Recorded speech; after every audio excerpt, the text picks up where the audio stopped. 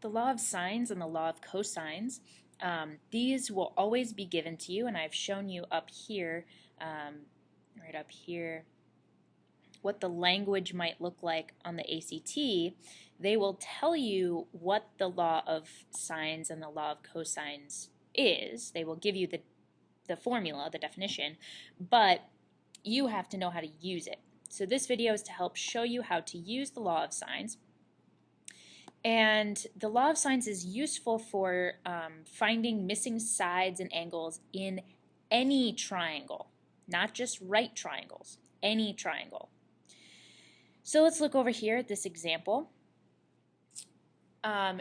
If we read the law of sines, it says, the law of sines states that for a triangle with side lengths of A, B, and C, so here, and the angles are the opposite angles. So if this is angle B, I'll call this side B.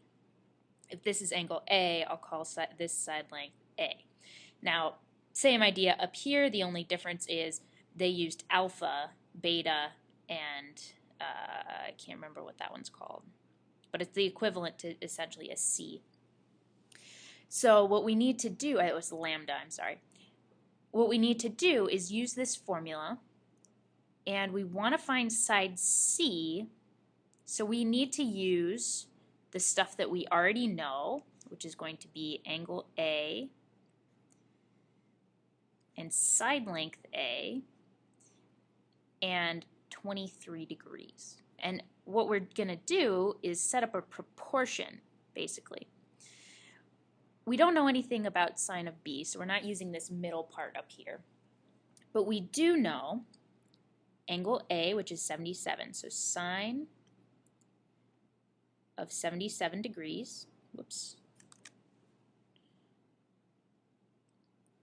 over, and this side length opposite is going to be underneath of that. So the side length opposite here is 15 equals, and then the sine of angle C in this case, so sine of 23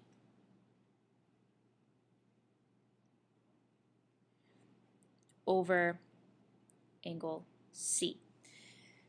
And it wants to know what is the length of angle C. And this says to round to the nearest hundredth, but oftentimes the ACT just wants you to leave it as it is. So just keep that in mind. They want you to leave sine in the answer. What we should do here to solve is cross multiply. So I'm going to have C times sine of 77 degrees equals 15 times sine of 23 degrees. And then on this side we would divide by sine of 77, and we do that on both sides, and we end up with C equals 15 sine of 23 degrees over sine of 77 degrees. Now, obviously we can find out what that number is for the side length, but since the ACT usually leaves it like that, I'm just going to leave it like that as well. The key there, though, is making sure you're using the correct side. So the opposite side of the angle is what would go on the bottom here. The alpha or A angle is 77. That's going to go up here, sine of 77, and then 15 is the opposite, so that would go below the sine of 77. And same idea for each one. All right, law of cosines. For triangle ABC with side of length A, opposite of angle A. So again, it's talking about opposite sides. Side length of angle of B, opposite of angle B, and side of length C, opposite of angle C. The law of cosine states that C squared equals A squared plus B squared minus 2AB cosine of angle C. Okay, well, we know that they're going to give us this. You don't have to memorize this. Don't bother memorizing this formula. What you do need to do is consider that the only angle that we're going to need or have is angle C. If you notice in the diagram below, we know angle A. That's okay. We're going to treat angle A like we would treat angle C. So this is like angle C up here, and we want to find this side. So the opposite of this one is going to be this one. We don't know it, so we're looking for C. And then I'll call this angle A, just to keep with the formula, and angle B. And so A is 10, B is the opposite, is 5, and A is the opposite here is 10. So here's how we're going to set this up. We don't know C, so that's our variable.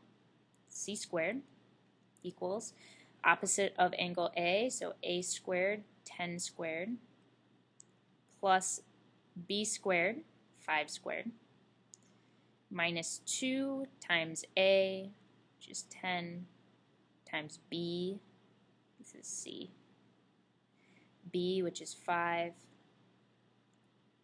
times cosine of angle C, and angle C here is 45 degrees.